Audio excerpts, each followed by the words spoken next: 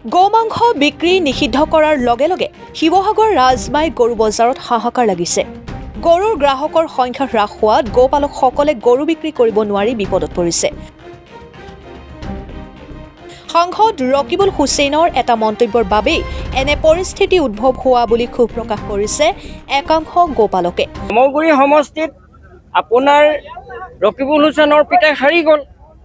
হাৰি যোৱাৰ পিছত তেওঁ মানসিক হাৰাগ্ৰস্তত ভুগি পেলাই তেখেতে ক'লে যে আজি বিজেপিয়ে গৰু কাটি নিৰ্বাচনী বৰ্তনী পাৰ কৰি জিকিলে। কথাটো তেনেকুৱা পৰা বস্তুটো বাকযুদ্ধ হ'ল মুখ্যমন্ত্ৰী আৰু ৰকিবুল হুছেইনৰ পৰা। লক্ষণীয় যে উজনি অসমৰ আটাইতকৈ পুৰণি আৰু বৃহৎ গৰু বজাৰখনেই হ'ল ৰাজমাইৰ গৰু বজাৰ। শিৱসাগৰ, ডিব্ৰুগড়, চৰাইদেউ, লখিমপুৰ, ধেমাজি, তিনিচুকীয়া জিলাৰ শ শ গোপালকে ৰাজমাই বজাৰলৈ আনে গৰু। বৰ্তমান গোমাংস নিষিদ্ধ কৰাত প্ৰভাৱ পৰিছে এই বজাৰত। ৰাজনৈতিক নেতাৰ মাজত লগা অৰিয়া-অৰিৰ বাবেই গোপালকসকল বিপদত পৰিবলগীয়া হোৱাটো অতি দুৰ্ভাগ্যজনক বুলি মন্তব্য কৰিছে। লগতে অচিৰেই নিষেধাজ্ঞা উঠাই লোৱাৰ দাবী জনাইছে। যথেষ্ট সুবিধা হৈছে যে আমি ৰাজমাই বজাৰখন আমাৰ উজনি অসমৰ একমাত্ৰ পশুধন বজাৰ। আমি এখন বজাৰতে সমগ্ৰ ডিব্ৰুগড়ৰ পৰা তিনিচুকীয়া, শিৱসাগৰ আমি সকলো গোটেইকেইখন জিলা লগ হৈ গোটেই সমগ্ৰ ব্ৰহ্মপুত্ৰ নদী কিনাৰত থকা দুই পাৰৰ গৰু এইখন বজাৰতে কিনা বেচা কৰি আমি জীৱিকা উপাৰ্জন কৰি আছোঁ। কাৰণ আজি আমি এখন বজাৰলৈ আনিছিলোঁ মই গৰু 8টা আনিছিলোঁ, দমৰা গৰু আনিছোঁ, তাত বান্ধি থৈছোঁ। কিন্তু এতিয়ালৈকে আমি এজন মানুহকো গৰু বিকিব পৰা নাই। গৰু সুধিছোঁ, তেখেতলোকে ল'ব নিবিচাৰে যে ৰাস্তাত প্ৰব্লেম আৰু এনেকুৱা তেনেকুৱা চৰকাৰে যি সিদ্ধান্ত লৈছে তাৰ কাৰণে আমি আজি গৰু নিকিনো।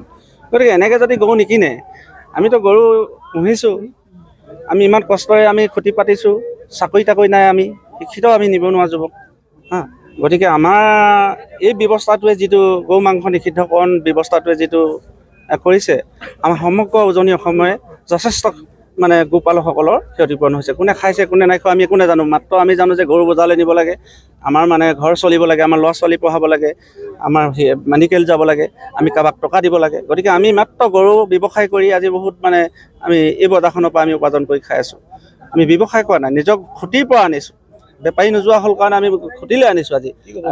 গতিকে মুখ্যমন্ত্ৰী ডাঙৰীয়াক অনুৰোধ জনাইছোঁ যে আপুনি এই গৰু বিষয়ে ৰাজনীতিটো অলপ কমাই যে গৰু বিকিবলৈ সুবিধা দিব লাগে আৰু যোনে যি খায় তাক খাবলৈ সুবিধা দিব লাগে। কাৰণ এইটো আমি তেখেতৰ প্ৰতি অনুৰোধ জনাইছোঁ। আমাৰ যথেষ্ট দুই পাৰ শদিয়াৰ পৰা ধুবুৰীলৈকে আমাৰ মিচিং জনগোষ্ঠী আছে, আহোম জনগোষ্ঠী আছে, আমাৰ নেপালী জনগোষ্ঠী আছে। তেখেতলোকৰ গৰু তেওঁলোকে তাত বহি আছে, ক'ত কিমান গৰু আছে তেওঁলোকেতো নাজানে। কোনে কিমান গৰু পালন কৰি যে জীৱিকা নিৰ্বাহ কৰি আছে সেই কথাটো তেওঁলোকে নাজানে। গতিকে আমি অনুৰোধ জনাইছোঁ যে এই উজনি অসমৰ একমাত্ৰ ৰাজমাই বজাৰখনৰ যি আমি গৰু বিকা কিনা কৰি খাই আছোঁ, ইয়াত যাতে তেওঁলোকে বাধা প্ৰদান নকৰে, আমাক শান্তিৰে জীৱন যাপন কৰিবলৈ যাতে পৰিয়াল পোহপালন কৰিবৰ কাৰণে গৰু পালন কৰি থাকিবৰ কাৰণে আমাক সুবিধা কৰি দিয়ে। এই মুহূৰ্তৰ ওচৰত আমি হিমন্ত বিশ্ব শৰ্মা অসমৰ মুখ্যমন্ত্ৰী ডাঙৰীয়াক আমি অনুৰোধ জনাইছোঁ। কিহৰ কাৰণে বন্ধ হ'ল আপোনালোকে সংবাদ প্ৰচাৰ মাধ্যমে এই বস্তুটো কমপ্লিটলি জানে কেলৈ কৈছোঁ আপোনালোকক কৈ পেলাই দুখ দি পেলাই কোৱা নাই মই। জানে আপোনালোকে আমাৰ যি 5টা সমষ্টিত যি উপ নিৰ্বাচন হৈ আছিলে আৰু মেইন সমষ্টিটো হৈছিলে কি আপোনাৰ চামগুৰি সমষ্টিত আপোনাৰ ৰকিবুল হুছেইনৰ পিতাই হাৰি গ'ল। হাৰি যোৱাৰ পিছত তেওঁ মানসিক হাৰাগ্ৰস্তত ভুগি পেলাই তেখেতে ক'লে যে আজি বিজেপিয়ে গৰু কাটি নিৰ্বাচনী বৰ্তনী পাৰ কৰি জিকিলে। কথাটো তেনেকুৱা পৰা বস্তুটো বাকযুদ্ধ হ'ল মুখ্যমন্ত্ৰী আৰু ৰকিবুল হুছেইনৰ পৰা।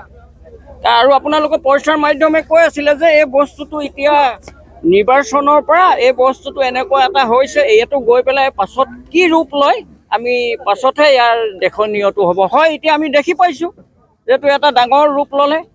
আৰু মুখ্যমন্ত্ৰীয়ে তেতিয়াই কৈছিলে, আমি দেখিছিলোঁ প্ৰচাৰ মাধ্যমৰ যোগেদিনে যে ভূপেন বৰাই আৰু ৰকিবুল হুছেইনে আমাক কাগজ এখন দি দিয়ক, মই গৰুটো কমপ্লিটলি বন্ধ কৰি দিম। তেনেকুৱা কথাও আমি প্ৰচাৰ মাধ্যমত শুনি পাইছিলোঁ। আৰু গতিকে এয়া বন্ধই কৰি দিলে। আৰু বন্ধ কৰি দিয়াৰ পাছত এতিয়া কাৰ লোকচান হৈছে? লোকচানটো তেখেতলোকৰ কাৰো লোকচান হোৱা নাই। আমাৰ যে এই খাটি খোৱা যিখিনি গৰু পালক আমাৰ অসমৰ অসমীয়াখিনি প্ৰায় সংখ্যক মানুহে গৰু পালক আছে আৰু বেলেগ ৰাজ্যত গৰু বন্ধ কৰিছে, সেইটো বেলেগ কথা। তো আমাৰ অসমত এই ব্যৱস্থাটো কেতিয়াও কৰিব নালাগিছিলে যে আমাৰ অসমীয়া সৰহসংখ্যক মানুহে গৰু পোহে, ছাগলী পোহে, হাঁহ পোহে, বিভিন্ন বস্তু পুহি বিয়া বাৰু হওক, ল'ৰা ছোৱালী এডমিশ্যনেই হওক বা কাৰোবাৰ বেমাৰ আজাৰেই হওক, এইবিলাকৰ সমস্যাত গৰু এহাল বিকে, গৰু এজনী বিকি সমস্যাবিলাক দূৰ হয়। আৰু গতিকে এই বস্তুটো যদি মুখ্যমন্ত্ৰীয়ে যদি বন্ধ কৰিবলৈ হয় আৰু কাৰ লোকচান হ'ব তেখেতে সেইটো নিজে বিবেচনা কৰি চাব। আৰু আপোনালোকৰ প্ৰচাৰ মাধ্যমেৰে সেটি মই অনুৰোধ কৰিম তেখেতক, মুখ্যমন্ত্ৰীক, যে আপুনি ঠিক আছে আপুনি বন্ধ কৰিছে কাৰোবাৰ ৰাজনীতি পক্ষকোটত, আমি সেইটো বেয়া পোৱা নাই, কিন্তু লোকচান হ'ব কাৰ? আপোনাক অনুৰোধ কৰিছোঁ যাতে আপুনি এই কামটো কেতিয়াও নকৰিব। আমাৰ অসমীয়া খাটি খোৱা যিখিনি গৰু পালক আছে এইখিনি বহুত বিধ্বস্ত হৈ যাব। গৌৰীসাগৰৰ পৰা ছাদ্দাম আলীৰ ৰিপৰ্ট, পি নিউজ অসম।